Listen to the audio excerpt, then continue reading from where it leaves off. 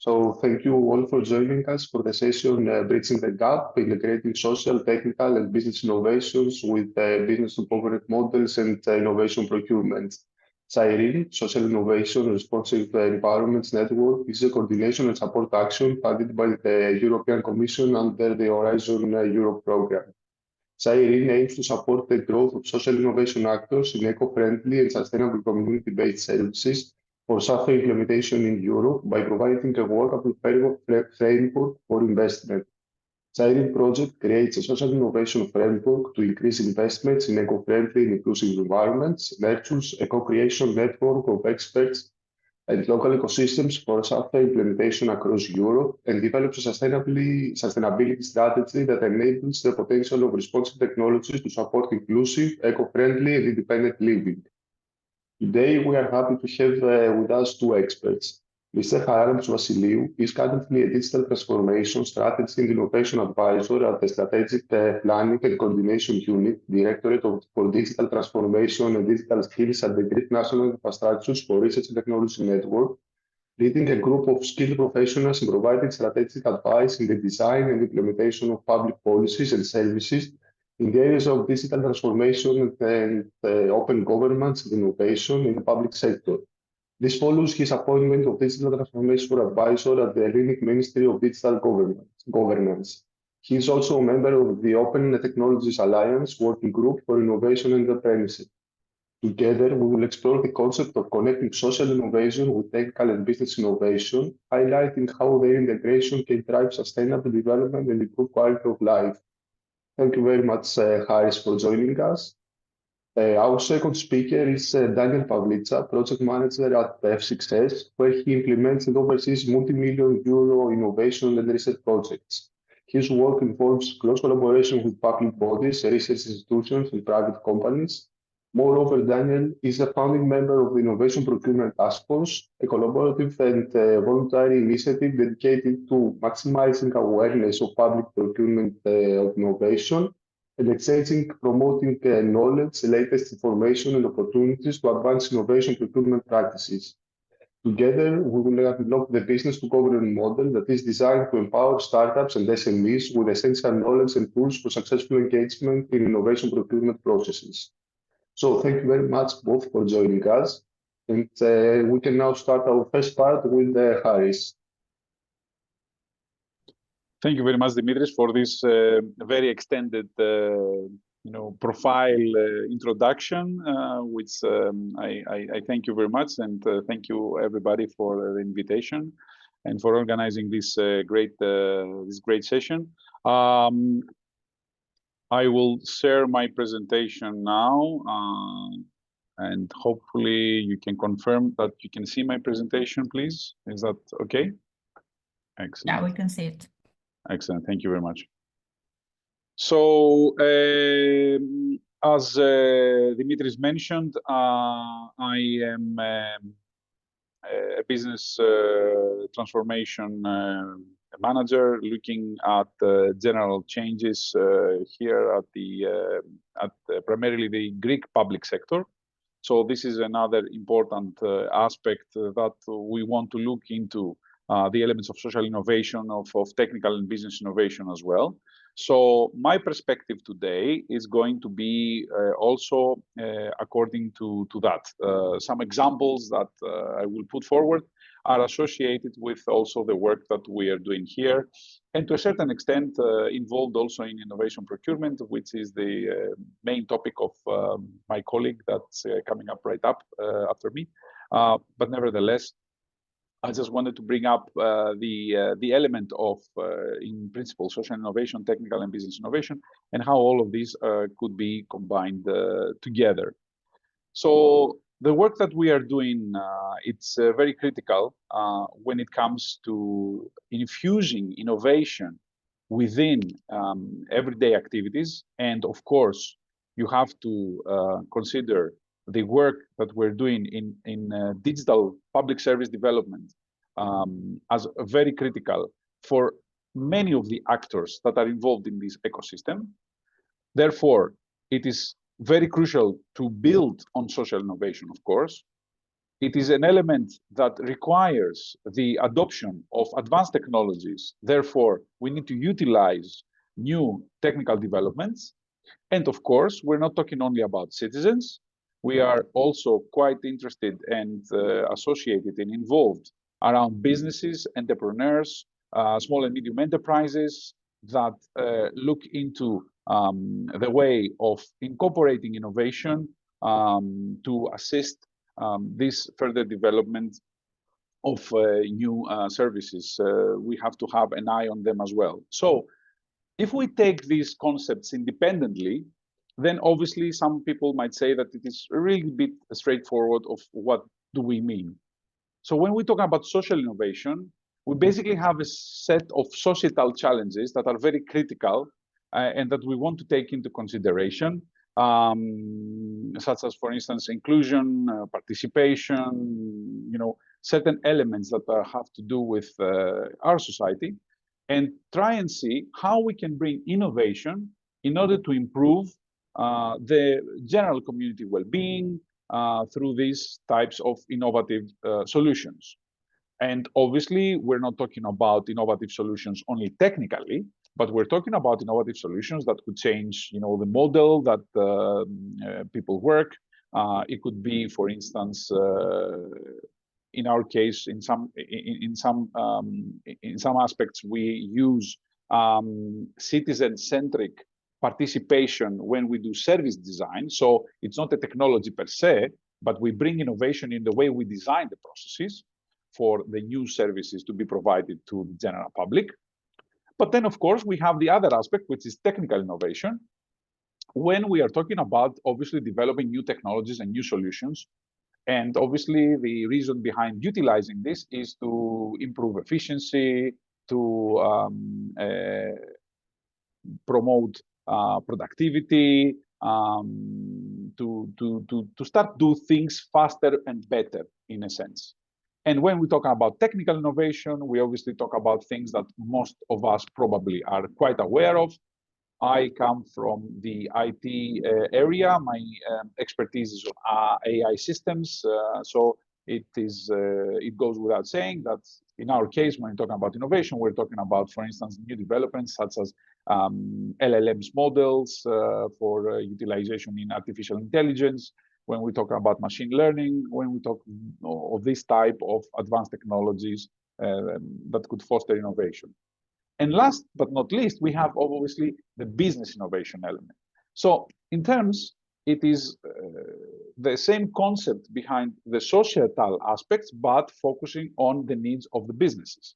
So here we need to see how innovation it can be fostered in the business level to introduce new business models, new types of processes, and new strategies, for instance, that could enhance elements such as the competitiveness aspect, the profitability element, reducing costs, et cetera, et cetera. So these are the aspects that we are discussing about today, which obviously have different dimensions on their own.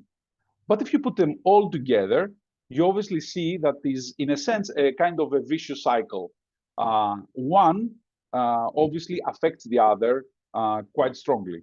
So we can see that we have, for instance, elements that require, for social innovation, the technological support, meaning that in order to promote and to support successful social innovation elements, you need the development, you need the support of new technologies, such as the ones I mentioned before. So if you embed social innovation processes with new technologies, you basically enhance the solutions and you increase the potential impact. Therefore, when we were talking before about participation, increasing the social participation in the design of new services. If you do this in a traditional way, obviously you have a certain element of advantages, but if you infuse that with new technologies for enhancing this participation, obviously you gain more and you have a higher impact. This goes the other way around too. The social innovation element can be an enabler for coming up with new technological innovations. So we have the element of, coming up with a new need in terms of social innovation that by default requires the utilization or integration of new technologies. And finally, we have business innovation that can be driven to a certain extent by social innovation, by the needs, the societal needs that we are talking about, and creating a more positive social, in certain cases, environmental outcomes, alongside, obviously, the element of financial success, which is a key pivotal element for businesses. So this intersection and integration, it is very, very strong, and it focuses on different elements. So if we're combining these elements that we talked about before, we can promote much better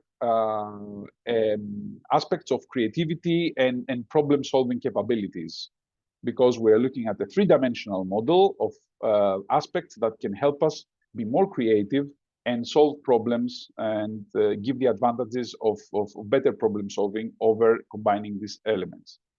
Another important aspect is sustainability, and we are talking about this quite a lot very recently. The whole aspect of scalability, of sustainability of solutions.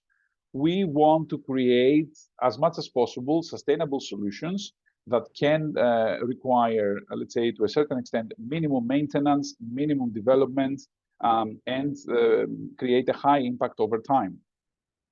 And last but not least, more on the aspect of business innovation, but affected by others, it's the fact that we are coming now with a holistic approach by combining all of this. And we have, obviously, rapidly evolving markets that require rapidly evolving solutions, and obviously being capable of adapting to these markets, and therefore being able to adapt with the utilization of advanced technologies. Some examples of what we consider an integration of these elements of social innovation, technical innovation, or business innovation. And these are just simple examples that you can see how they are combined. We have one example of the element of smart cities and community engagement in Barcelona. This is the SIRENE project, the SIRENE platform, which enhances citizen participation. That's on the aspect of social innovation. But nevertheless, it utilizes Internet of Things technologies and AI for general smart city management. So you can have citizen participation to enhance the management of the city in terms of certain aspects, certain services that are provided. And of course, it needs the collaboration of tech startups to enhance this solution further. So the overall impact is that you have urban services through civic participation in an overall technological ecosystem. And this is something that we have seen in other aspects, in other projects as well, how citizens can participate through the use of advanced technologies, as well as using these technologies to improve the services provided in an urban environment. Another important area that we can see these type of activities is obviously the health area and the healthcare ecosystem. And we have examples of robots that use now advanced technologies to play the role of expert caregivers. We use technologies such as health monitoring devices, AI systems, and they provide services to the age-friendly communities, meaning that we are going more into an aging, in a more age tech kind of sphere for providing these services to healthcare. And then, obviously, in terms of business innovation, we can scale up these solutions by incorporating components, products, etc., from big companies such as, for instance, Panasonic or Fujitsu, that operate quite strongly in the area of Japan, for instance. And then we have a high impact, obviously, for improving elderly care when we have the reduction of healthcare costs, and obviously this brings up a whole new market opportunities for the healthcare industry. And finally, another important area where we can see such a combination of solutions is the general agriculture area, farming area, and some examples we can see that also in the Netherlands. We have the social innovation aspect where we try to have collaborative, sustainable farming practices. This can be done through the utilization of GPS, of drones now, of big data analytics on farming data. And this could result in potential agri-tech solutions as a service. We have seen this in some open source ecosystem also in France as well, where they have some similar solutions for bee harvesting and the beekeeping in general, using again GPS, using drones, using weather data analytics and so forth to increase productivity in those areas, etc. So we can see actually a lot of examples in our day-to-day lives of how this could be in principle combined. Why are we doing this though? I mean, this is the critical important element. We have in mind of trying to combine societal, technical, and business innovation aspects because we want to drive sustainability further, as I mentioned before, and to improve quality life in a long period of time, taking into considerations these societal challenges and therefore have a more positive impact in society and more positive impact on the environment. So this is one key element, sustainability. Another element that we need to take into consideration is obviously inclusivity. You know, you try to take upon these solutions in order to come forward and cover as much as possible many different diverse stakeholders, many different marginalized potentially communities, because we're talking about the societal need as well. It's how you can bring the technologies in order to foster these marginalized communities. And on the business perspective, we have also the competitive advantage. Try to move competition forward, try to create a healthy competitive environment that would potentially create better services, better solutions over time due to competitivity, and of course, come up with new technologies as well.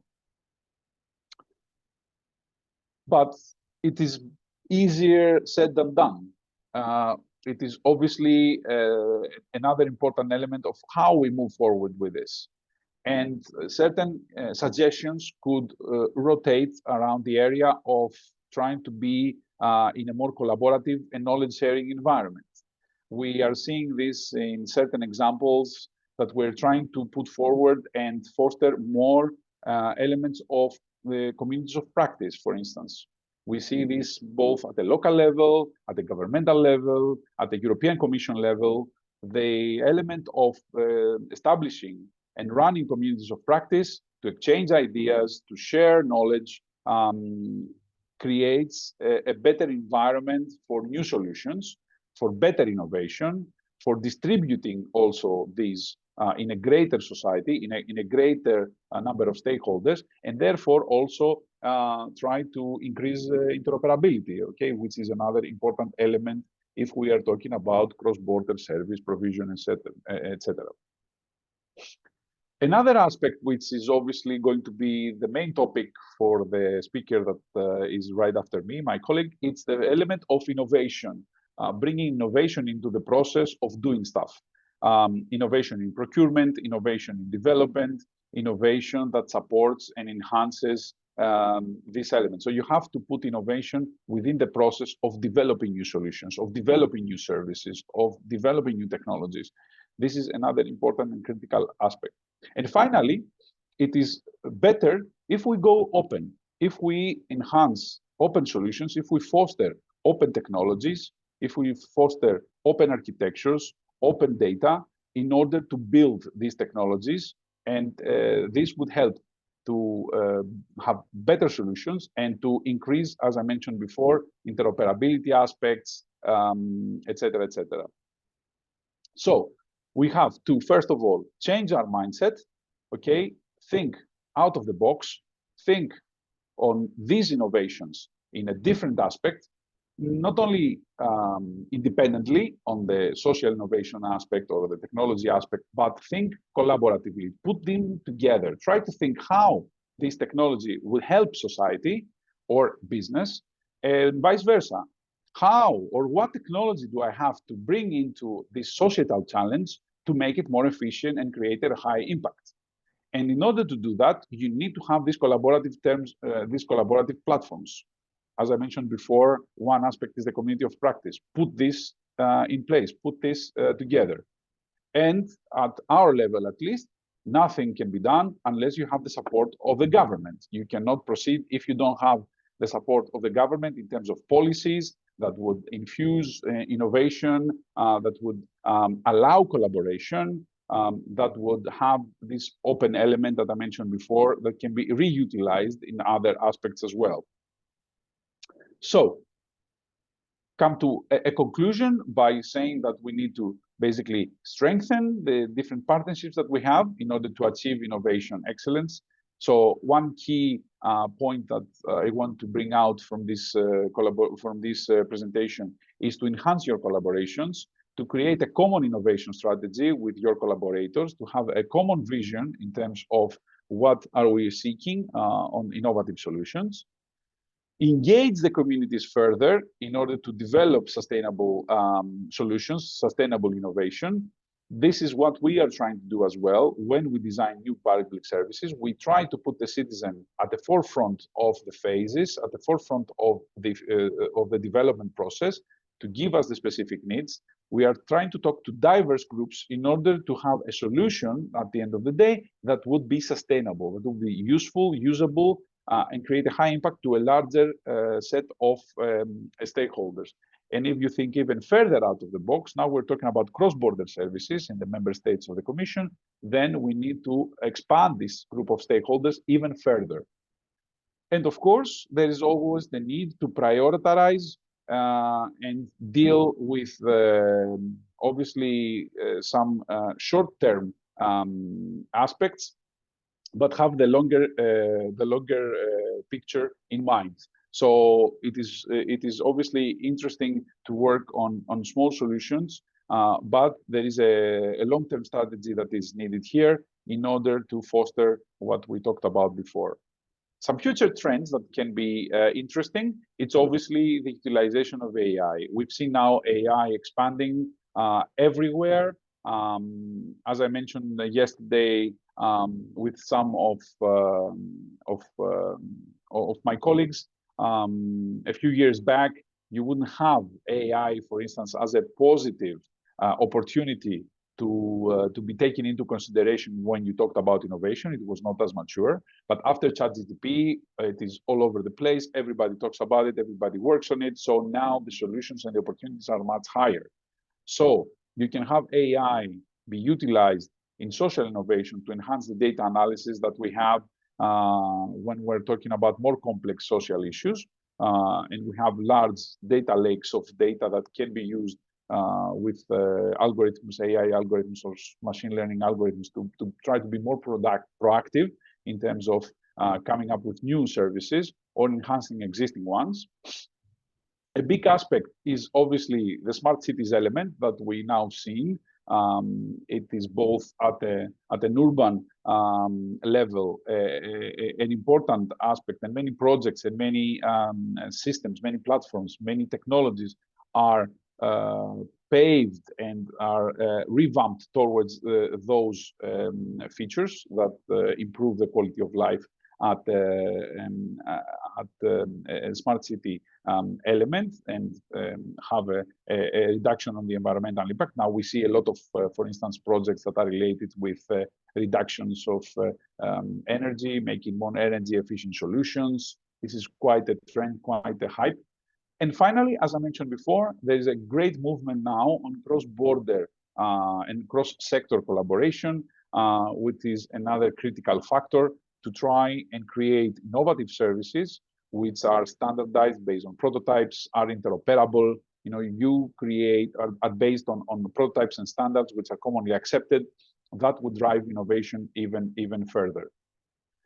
So, last but not least, the call for action, I mean, what I want you to take out of this small presentation is obviously work together, collaborate, and find new ways of collaborating with different players in this ecosystem.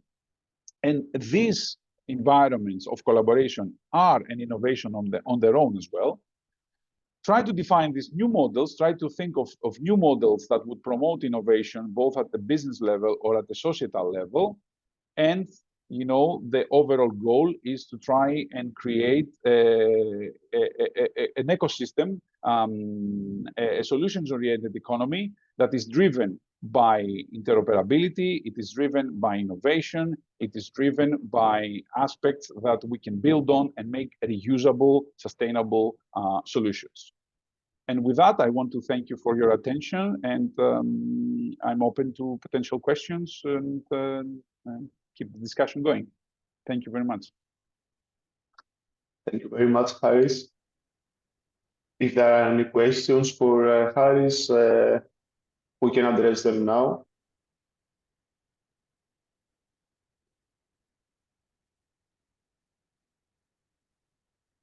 Tough crowd, I think. Thank Or you I very hope much. I gave a new seed for thinking on your own work, on your own projects after this this presentation. Definitely. Tatiana? So I will try to perhaps break the ice, because there was something that that quite was interesting or curious to me, since SIRENE is also dealing a lot with engagement of the community. Haris, I wanted to ask you, how difficult was it through your projects to actually engage the community in the creation of new business solutions or new business services? You also presented some examples like smart cities in Barcelona. So I would just like to pick your brain on also some good examples and your personal experiences. Yeah, that's a very good question, and this is actually usually the difficulty that lies among the lines of these type of presentations. What I'm trying to say is that for a fact, we created a solution here in Greece to help public servants that deal with citizens. Created an information system that would basically integrate all the services provided in Greece at the same point of reference. And we created a community of practice, both for getting getting requirements, getting features, suggestions, and so forth, as well as testing and making sure that the quality provided is the right one. So given this context, I think one of the main concepts is the shift of the mindset. I think it is something that takes a lot of time. We have people in Greece from different regions, for instance. They need to be put together. They have different problems. You're talking about different communities. So the cultural aspect and the background of each person participating, it is one of the trickiest parts that you need to tackle. And of course, you need, I think, patience and time. If you have the right solutions in place, you need to put patience a little bit and time, and people, I think, at the end of the day, will come around. Meaning that if you provide something of a quality, if you have a quality product, if you have a quality process, and you stick to the plan, people would eventually come around and adapt and work with you every time. So it's always the same deal. If you give people something new, at the beginning, they always, let's say, nag about it. It's, whatever, something new, I'm not so sure how it works, blah, blah, whatever. But they also complain about the old system as well. So, it is usually the case. So, yeah, changing the mindset, building trust, etc. I think it's quite critical points that I think can be put forward. Thank you, Haris. I think that there are also some interesting comments in the chat. Are there any additional questions?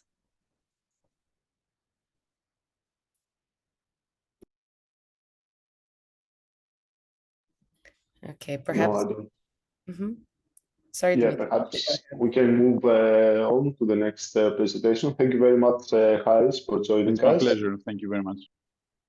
So now let's try to unlock the business to government model that is empowered startups and SMEs with essential knowledge and tools for successful engagement in innovation procurement processes with Daniel Pavlica. Please, Daniel.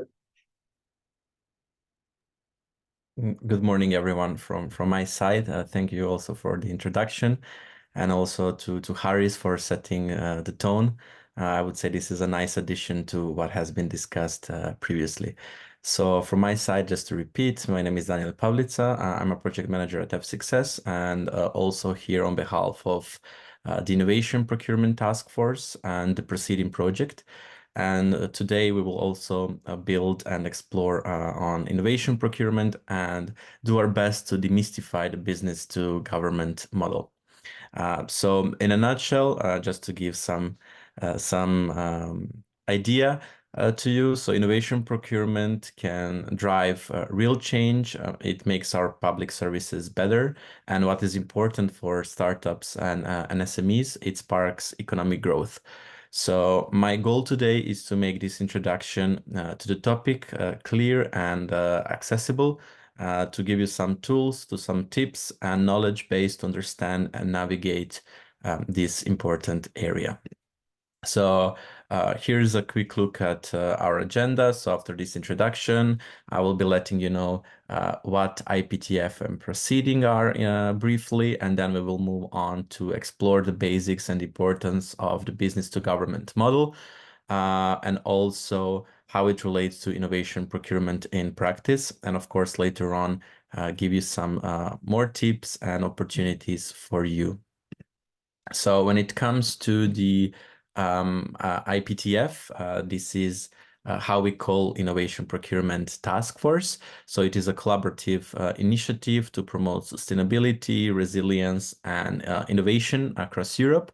And it aims to maximize awareness of public procurement of innovation. It is designed for anyone that is interested in innovation procurement, including public authorities, private companies, and non-governmental organizations.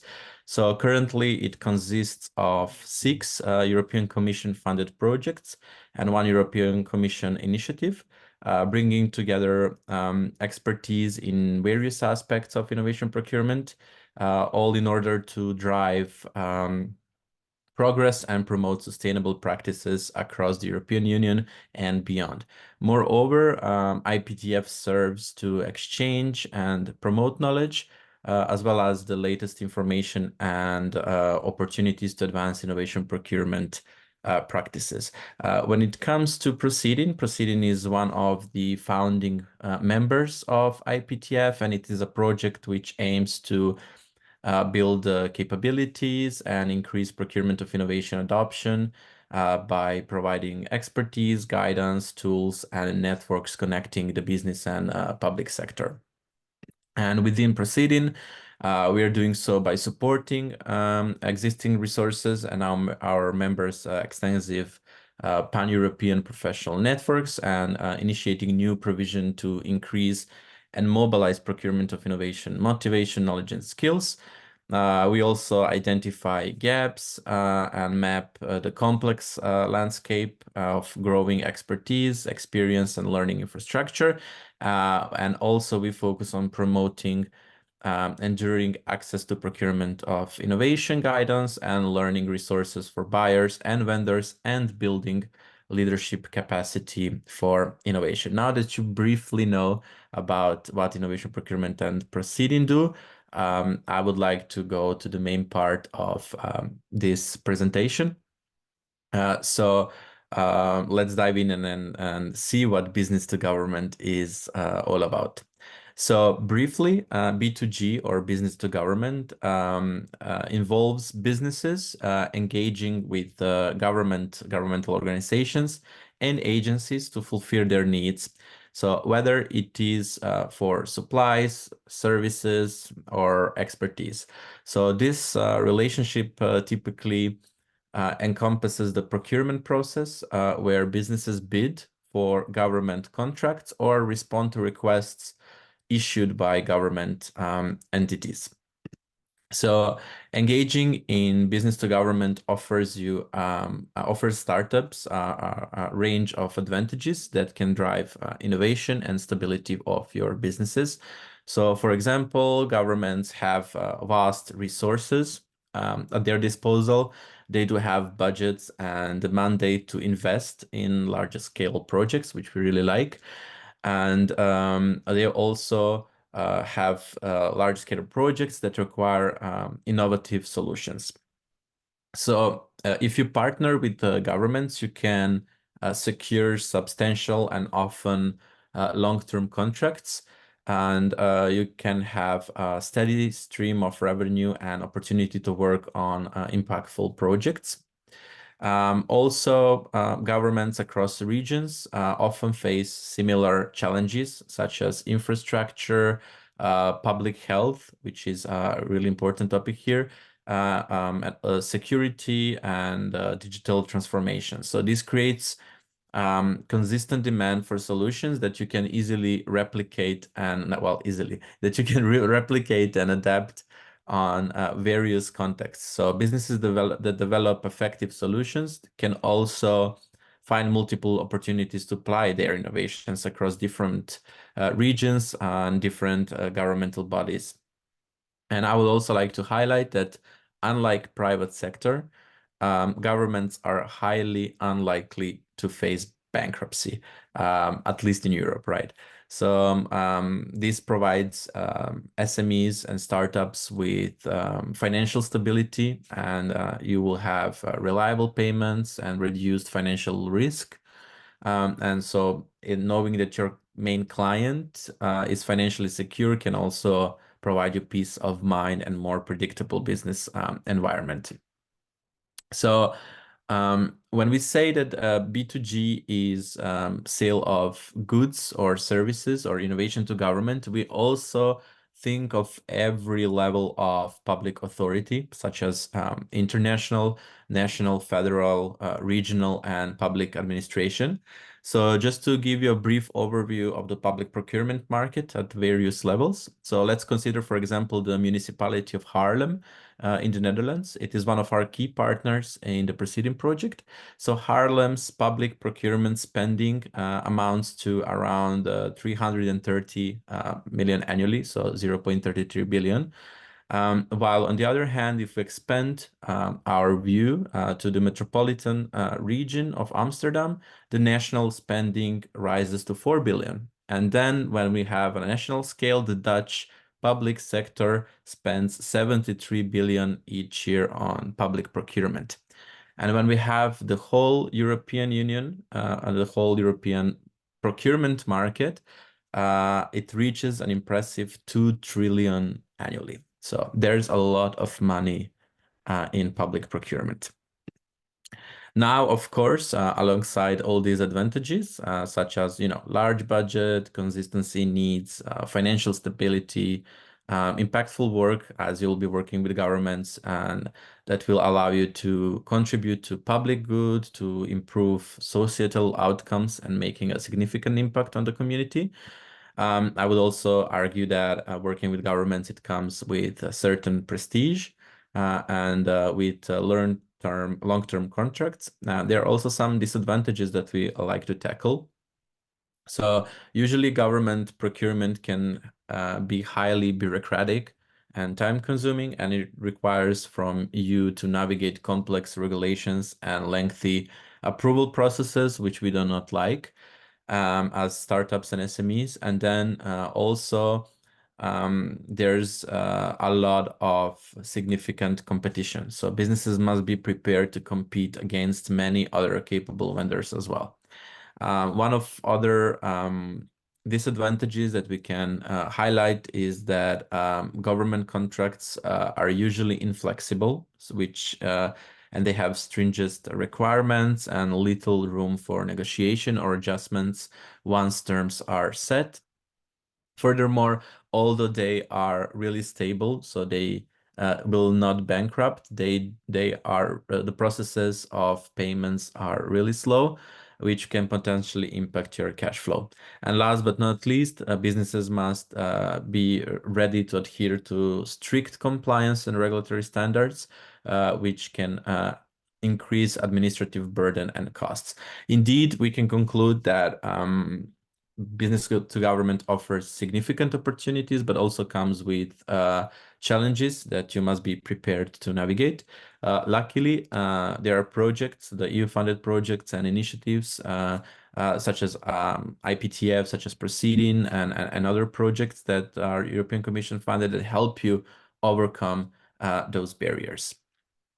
So now that you have an understanding of B2G, I would say it's time to dive in a little deeper into innovation procurement and how to do business with governments. So according to the European Commission, innovation procurement refers to any procurement that has one or both of these following aspects. So in the first instance, the public buyer buys the research and development services of products. They buy also services, they buy processes which do not exist yet. And the public buyer describes its needs and it prompts startups and researchers to develop innovative products.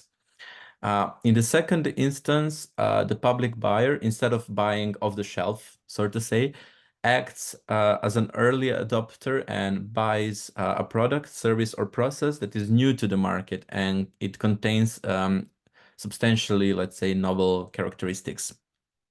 So when it comes to, if you would like to go more in depth of innovation procurement and definitions and the difference between like incremental innovation, disruptive innovation, and transformative innovation that come along innovation procurement, I encourage you to check the European Commission's guidance document that presents the issues that public buyers and vendors, for example, startups, should know when they are about to start to develop their procurement of innovation practice.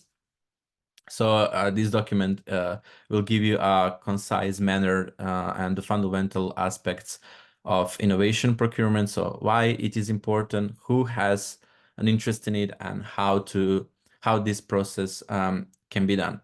I will also try to sum up as much as possible of this document and provide you with concrete tips on innovation procurement. So when it comes to innovation procurement, I always like to say that it helps startups and innovative SMEs launch and grow. So at the level of European Union, so the purchasing power of public buyers, like all the governments and authorities, it accounts for around 40% of GDP. So in many parts of Europe, it represents a considerable share of local economies. This means that public buyers can encourage innovation among established market, but they can also provide opportunities for SMEs and new innovative companies that may have solutions to their unmet needs. So by acting as a lead customer, public buyers provide innovative companies with an opportunity to test as well their solutions under real-life conditions. And as you could see here, public procurement value by sectors with highest startup concentration. I would say that I'm a good place here talking about it. The first one is health. So there is a lot of money here and a lot of value that innovation procurement offers to startups in health, in public services, mobility, etc.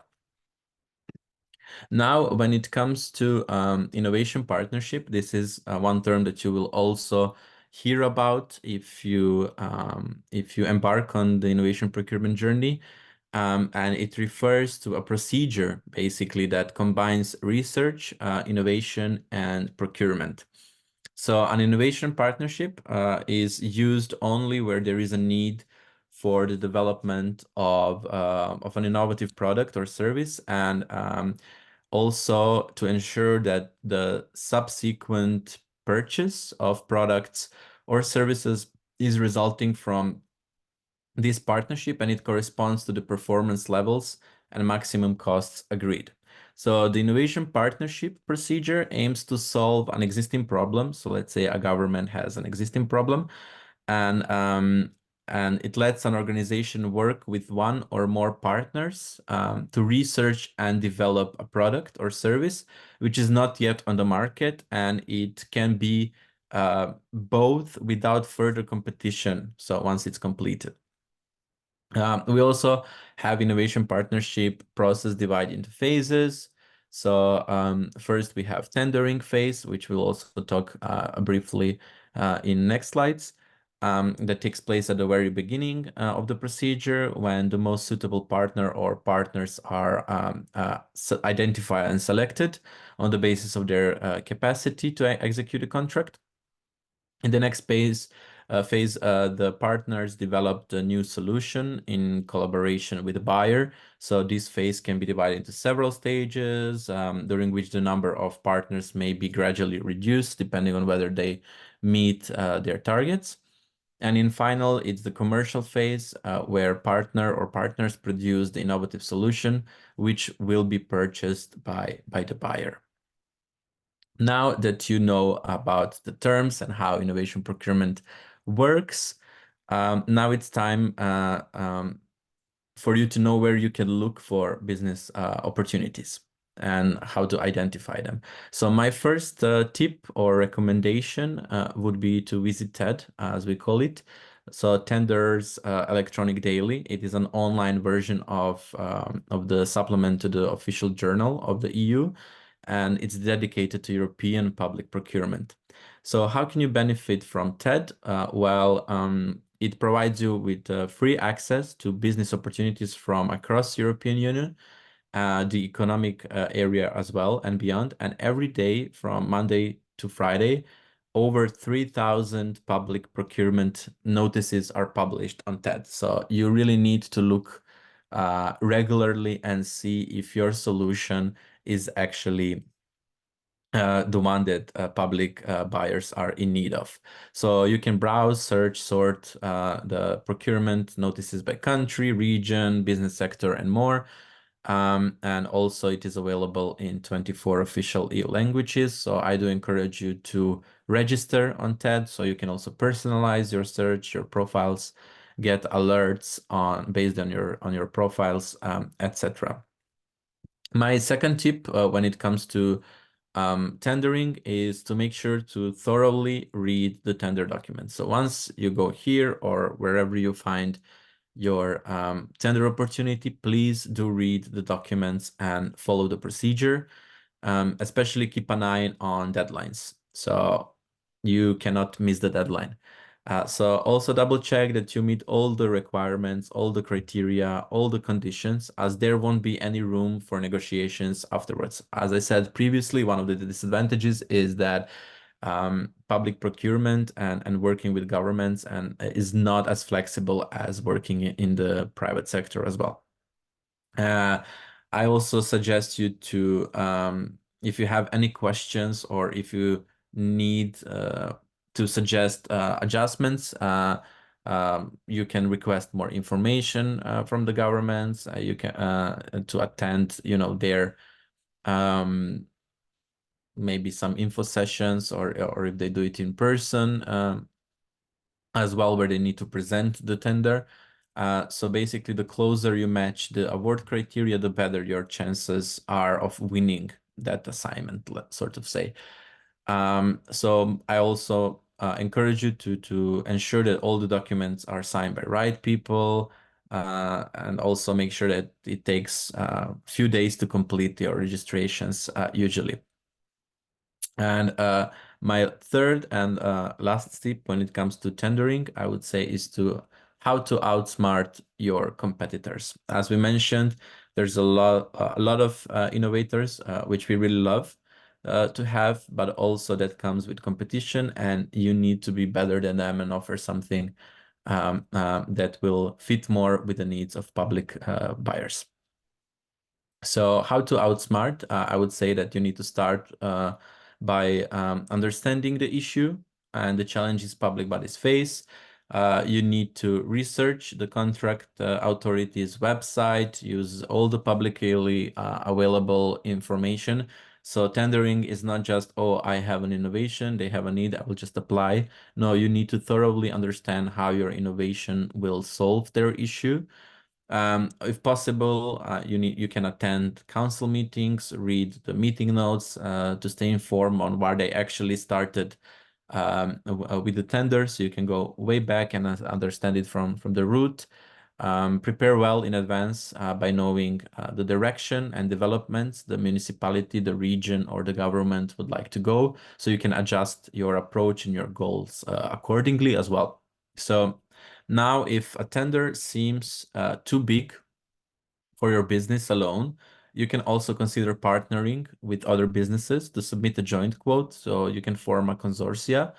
On the other hand, there are smaller contracts that might be tendered privately by government organizations, so keep an eye out on those opportunities as well. And I would also suggest to avoid providing unnecessary information in your tender. So really be focused on answering the questions and meeting the requirements they ask for. And last but not least is to show your interest and knowledge in your offer and convince them that you are the right choice.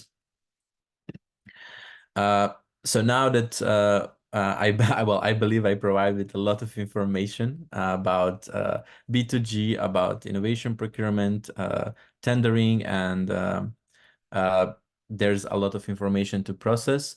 But I believe it is a good basis. And in case you are interested and if you would like to learn more about this, or simply if you have questions that you like to have answered, I invite you to express your interest and join the innovation procurement community that we are setting up within the framework of the Proceeding project. So you can scan this QR code or go to the project website, which is proceeding.eu, and you will have a button that's written there, get involved. So we are setting up the community, and once we have the critical number, we will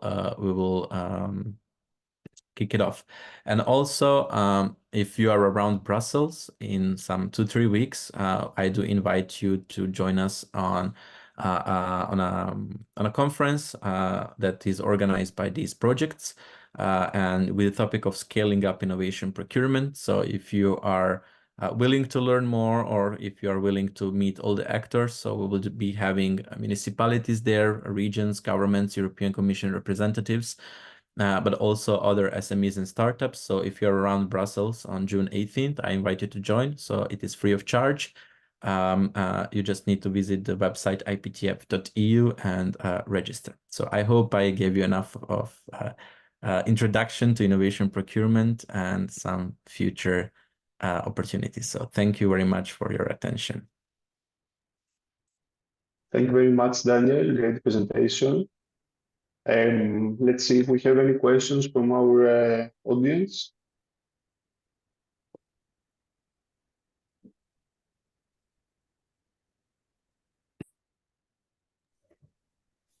I think as Haris mentioned, maybe today we have a tough crowd, or maybe with two distinct but very completing presentations, they still need some time to wrap their heads around the topics. If I may jump in again, Daniel, I would like to connect to your experience, vast experience with SMEs, and the rigid procedure that you mentioned when it comes to the governments. Is it difficult to sync this fast-paced environment of the SMEs with these procedures of the governments and how they work? But perhaps since Haris has to leave soon, I would actually leave the word to him. Haris, please go ahead. Yeah, thank you very much. No, I mean, the question that I had in mind while looking at the platform that Daniel was suggesting was also, I mean, how possible it is to, I mean, I'm not so sure whether this is under legislation, the fact that the countries need to post these procurements into this portal. I'm not so sure that it is legislative, or is it optional or something like that. But how we can make this a more permanently sustained environment to make the countries, the member states, actually post these needs, these procurements online?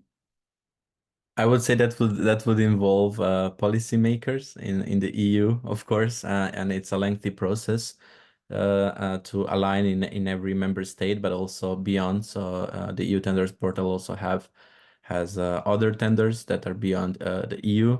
So indeed, yes, it would require policy making to be in place.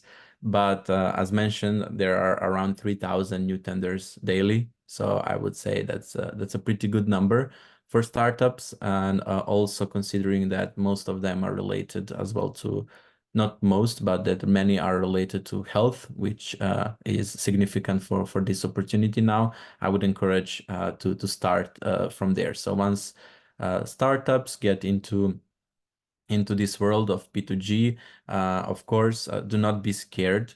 Go there, try out the platform, see how it goes, check what the requirements are. Usually, people are afraid when they see a lot of requirements, but those requirements are there in place, of course, to secure the contracting authority as well. So don't be scared. Go for it. If you don't succeed at first, go for it for the second one. So try, as Haris was explaining as well in his previous presentation. So don't be afraid to try things out. You know, at one moment you will be knowledgeable about these things, and you will know where to find more opportunities. This is just the starting point that we mentioned, and then you will be able to build your story, your prestige, let's say, and also your let's say CV that you have as a startup, your portfolio, and that you will be able to, you know, when other contracting authorities see that you have collaborated before with other public authorities, it is also easier for them to trust you more. So this is, let's say, an advice. Thank you very much, Daniel. Building on what Tana also asked. And with that, It's, allow me, I would ask you to release me if possible, to move to another obligation that I have.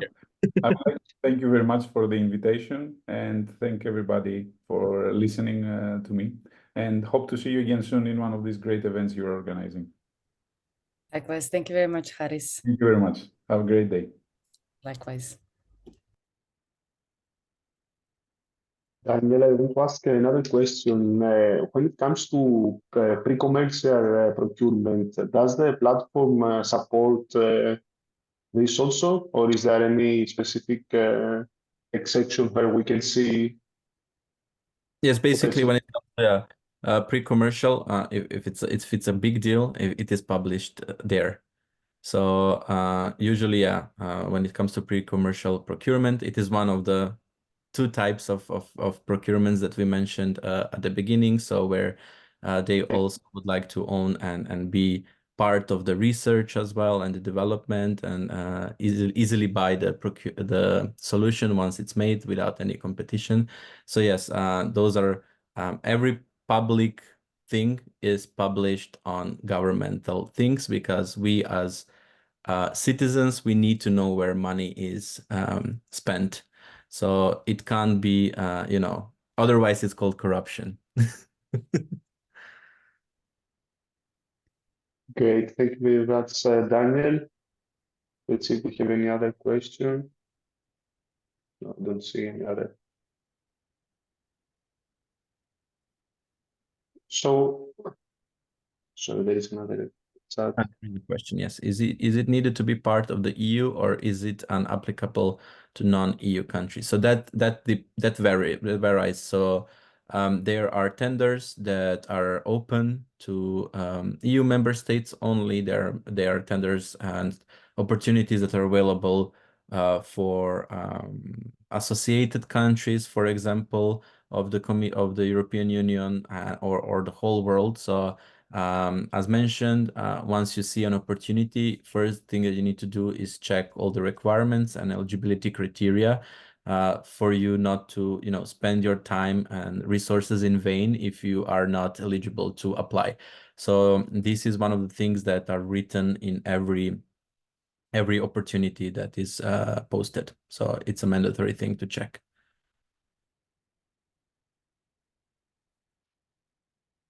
Great. Thank you very much for the presentations and the answers to questions. So I think here we can close the session. Thank you very much, everyone, for joining us, and we really hope to see you soon in the next sessions we organize. Stay tuned, and you will get more information for the upcoming events.